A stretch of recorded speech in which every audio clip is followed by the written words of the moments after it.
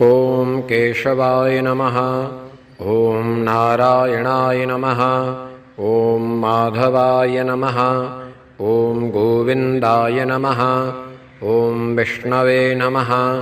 ॐ मधुसूदनाय नमः। ॐ त्रिविक्रमाय नमः। ॐ वामनाय नमः। ॐ श्रीधराय नमः। ॐ ऋषिकेशाय नमः। ॐ पद्मनाभाय नमः। ॐ दामोदराय नमः। ॐ सङ्कर्षणाय नमः। ॐ वासुदेवाय नमः।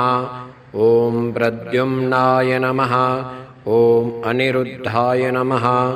ॐ पुरुषोत्तमाय नमः। ॐ अधोक्षजाय नमः। ॐ नारसिंहाय नमः।